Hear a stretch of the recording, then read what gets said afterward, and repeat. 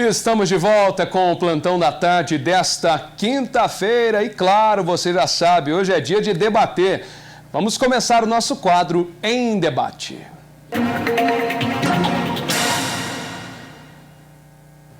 É isso, às terças e quintas-feiras com temas de relevância colocados em pauta em âmbito municipal, estadual e até nacional. Serão duas opiniões levantadas pelos nossos debatedores para que você possa construir a sua opinião. Em pauta hoje vamos debater que ainda sobre as eleições municipais 2020, Poços de Caldas ficou entre as 10 cidades com maior abstenção de voto. E além disso, vamos abordar também sobre o atraso na divulgação dos resultados das eleições por conta de uma falha registrada em um supercomputador do Tribunal Superior Eleitoral e até de uma tentativa de hackeamento durante o dia. Já que em nossos estúdios o professor de Ciência Política e Gestão Pública, advogado e mestre em Administração Pública, Camilo Oliveira. Camilo, muito obrigado pela sua presença. E também o advogado especialista em Ciências Criminais, atual tesoureiro da OAB Poços de Caldas, assessor jurídico do 29º Batalhão da Polícia Militar, já foi de 2013 a 2018, escritor e autor de 4 obras literárias, Tadeu Francisco Rodrigues. Tadeu, obrigado pela sua presença também. Para começarmos nossa introdução, justamente com o professor Tadeu. Fala para nós, Tadeu, sobre esses temas, introduzindo aqui no Em Debate. Boa tarde. Boa tarde, Camilo. Boa tarde, Galo. Muito feliz de estar aqui com vocês mais uma vez. Agora a gente está finalizando os nossos papos eleitorais, ainda com um certo reflexo da eleição que foi agora, final de semana. Então a gente faz ainda uma última análise do que aconteceu, faz essa análise mais aprofundada do número de abstenção, faz essa análise mais aprofundada da forma com que foi oferido os votos, da forma com que é levantado o vencedor aqui no Brasil através da urna eletrônica. Sempre bom falar disso, que a gente não perca o ânimo de falar, a emoção de falar sobre política, que é tão importante e salutar para o nosso bom andamento da sociedade.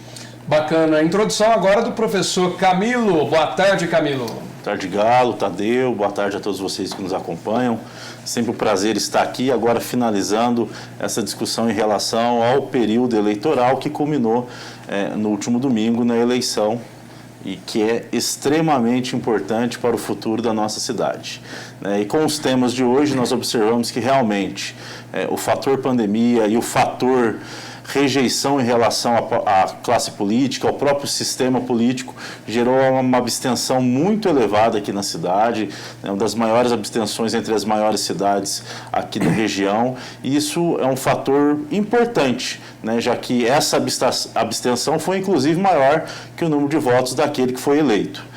E por outro lado, o processo eleitoral que transcorreu de forma até tranquila aqui na nossa cidade, ele foi alvo de alguns questionamentos por parte de alguns candidatos que têm um alinhamento mais extremo, vamos dizer assim, e essa discussão também se deu por conta do atraso no momento da contagem, da apuração dos votos, devido a esse sistema lá no TSE, a um problema no sistema do TSE e a tentativa de invasões hackers nesse sistema. E isso serviu para demonstrar mais uma vez o quê? Que o nosso sistema eleitoral é seguro. Apesar da tentativa, do atraso, o processo ocorreu sem maiores sobressaltos e o resultado efetivo das urnas é aquilo que a gente também acompanha nas ruas. O que a população, o que os eleitores expressaram ali foi o que resultou na eleição, no resultado da eleição nas diversas cidades de todo o país. Bacana. De acordo com o Tribunal Superior Eleitoral, o TSE, o índice de abstenção no primeiro turno das eleições deste ano ficou em cerca de 23%. E Poços de Caldas registrou 33,28% de eleitores que não foram às urnas, ficando entre as 10 cidades com o maior número de abstenção.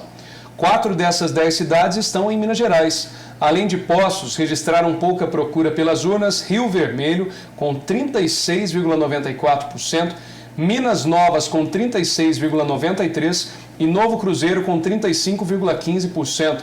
E a gente vem discutir sobre este tema, podemos até dizer que o TSE tinha feito uma previsão em que haveria, em âmbito nacional, uma abstenção em cerca de 23% a 25%, acertou, mas em âmbito estadual e, no caso, no âmbito de Poços de Caldas, essa abstenção que extrapolou a casa dos 33%. Tadeu, falando um pouquinho sobre essa abstenção, qual o prejuízo direto que nós tivemos com relação a essas pessoas que optaram por não saírem de casa, em não exercerem o seu direito de voto? Eu acho que esse fenômeno de abstenção tão alta, claro que a gente não pode ignorar a pandemia. Muitas pessoas temerosas de sair de casa, ter contato público, apesar de todos os cuidados, apesar dos horários diferenciados, dos cuidados que foram impostos a quem for votar, contribuiu também um pouco para a abstenção. Mas eu acredito que o descrédito da política, ela é mais forte hoje. Eu acho que o número de abstenção ele vai ser passado a levar mais em conta através dos analistas políticos, através dos marqueteiros políticos e através principalmente das pessoas, dos candidatos que agora estão disputando o segundo turno, né, nas grandes cidades, onde tem um município eleitoral maior. E eu acredito que o paradigma vai se modificando. Nós vamos ter eleições a partir de agora em um mundo, num país pós-pandemia. Então a gente vai ter que usar esse momento que a gente está vivendo, onde a gente vai ficar na história de ter tido uma eleição no meio de uma pandemia, a gente vai ter que usar esse momento para uma análise futura. Como vão ser as próximas eleições? A gente sabe que o TSE está trabalhando com a possibilidade de voto pelo celular, com a possibilidade de agilizar o título, de não ter contato com escrita, com assinatura. O mundo está mobilizando para que a pessoa consiga cada vez mais ser dona e dominar o seu espaço através da sua casa, através do seu smartphone, através do seu computador. Então eu analiso de um jeito social, que a gente tem que entender essa mudança de paradigma que está sendo colocado no Brasil, e analiso de um jeito político, onde os próximos candidatos, onde os próximos andamentos políticos devem sim tentar conquistar novamente o eleitor que merece ser ouvido e que merece chegar na urna com um voto convencido e não com um voto meramente eleitoreiro.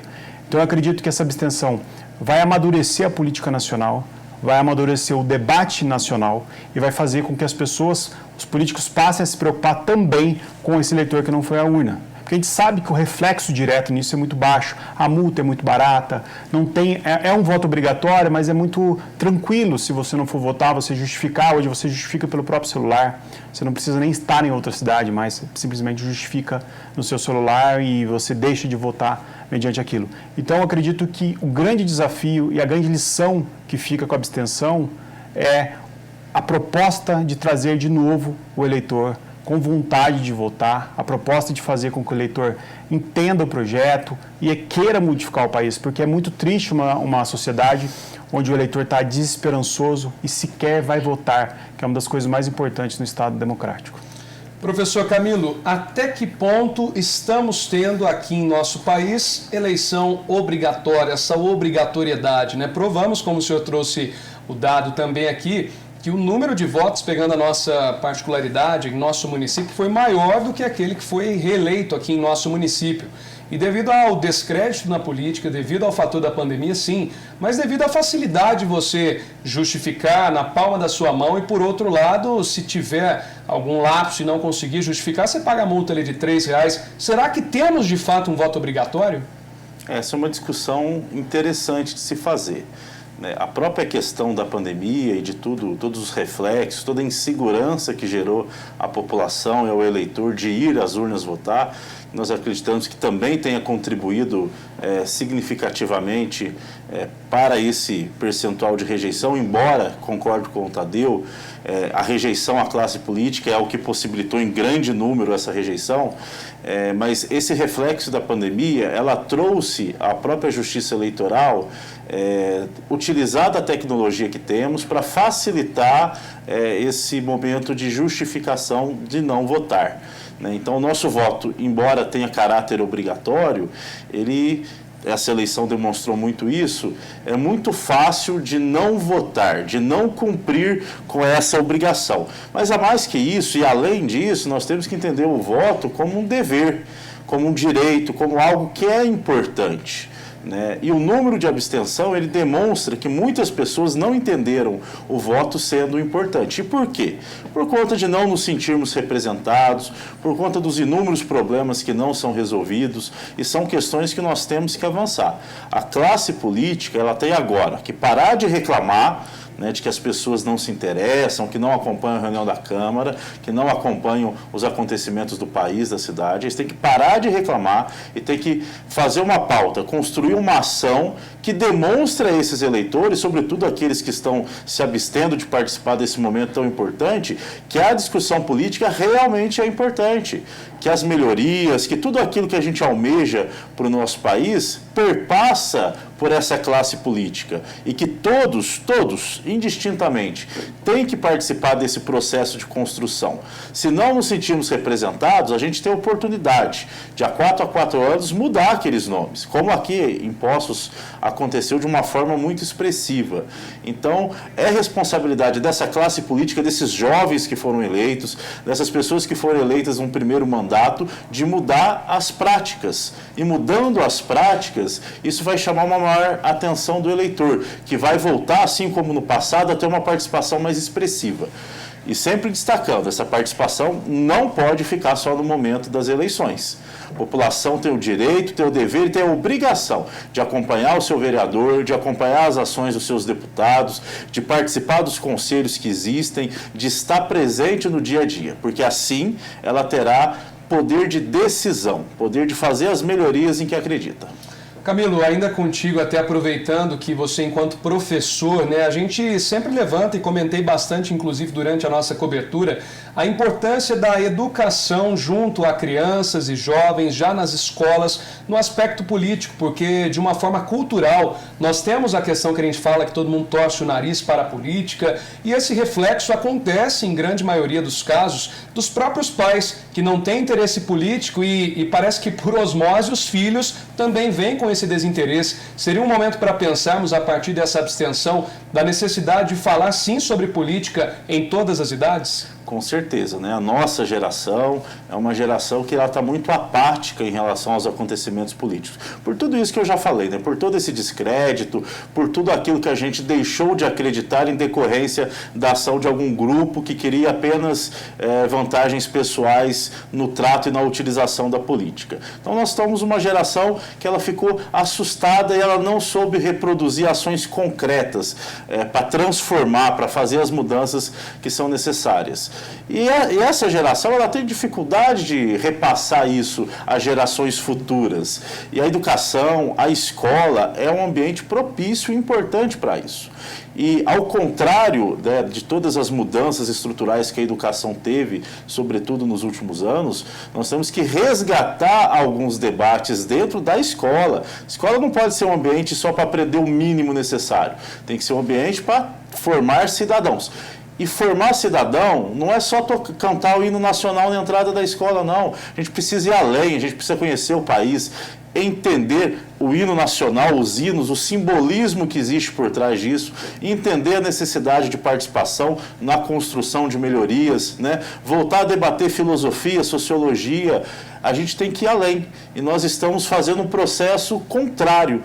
Nós estamos querendo que as escolas formem apenas profissionais e profissionais não tão qualificados, porque a gente sabe da dificuldade que as escolas, sobretudo as públicas, têm, apesar de todo o esforço dos professores, dos servidores. Então nós temos que fazer uma mudança para ampliar o debate, para abrir as mentes, né? Inclusive, a escola tem um papel de convencer os próprios pais, né, que estão nessa apatia, como eu disse anteriormente, para que eles também venham e participem. Bacana. Bom, entrando no nosso segundo tema aqui do Em Debate, as tentativas de ataques cibernéticos sofridas pelo sistema de totalização de votos do Tribunal Superior Eleitoral neste domingo não foram capazes de interferir no resultado que as urnas apresentaram ao final do dia. Depois de uma apuração complexa, a equipe de especialistas da Secretaria de Tecnologia da Informação do TSE identificou 486 mil conexões por segundo para tentar derrubar, sem sucesso, o sistema de totalização de votos. A afirmação foi feita pelo presidente do tribunal, o ministro Luiz Roberto Barroso, durante coletiva à imprensa, em que fez também um balanço do primeiro turno das eleições municipais 2020. Doutor Tadeu, naturalmente nós tivemos, né, este susto, essa apreensão muito grande, principalmente para os candidatos à vereança em nosso município, e acredito eu, a todos os municípios do país que tiveram este atraso, mas é um ponto positivo, como o próprio doutor Camilo já apontou, que prova a segurança. Optaram pela demora, mas com a segurança em primeiro lugar. Foi muito curioso, né, esse atraso, essa tentativa de invasão hacker nos computadores centrais, porque a gente está acostumado já com o término de uma eleição às 5 horas, entre 6 e 7 horas, todo mundo já sabe, todo mundo já está ou comemorando, ou lamentando, ou analisando os cenários. A gente ficou mal acostumado com a urna, com a velocidade da urna, com a velocidade do voto. Mas eu acredito que dá uma lição para as pessoas que ainda são descrentes, para as pessoas que ainda não entendem que o funcionamento tecnológico e a urna é uma vanguarda mundial. O Brasil encontra-se na vanguarda mundial do voto. A gente teve as eleições americanas agora, você viu como que é lento, né? Acho que nem sei se acabou ainda a eleição, e as pessoas têm aquela expectativa, têm aquelas desconfianças, com as porcentagens diminuídas, pede-se recontagem dos votos, o TSE ele tem evoluído. O que possibilitou muito a credibilidade das urnas foi também a impressão dos votos em cada zona eleitoral, a auditoria poder ser feita pelo próprio pessoa física, através de um aplicativo de celular.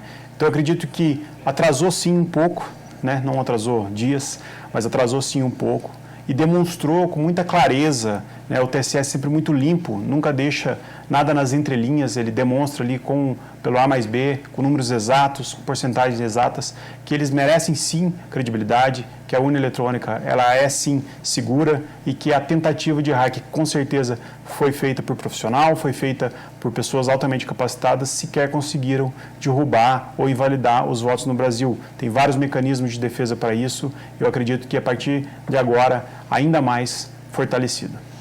Doutor Camilo, é importante a gente ressaltar, até fazendo uma ligação entre o primeiro e o segundo tema.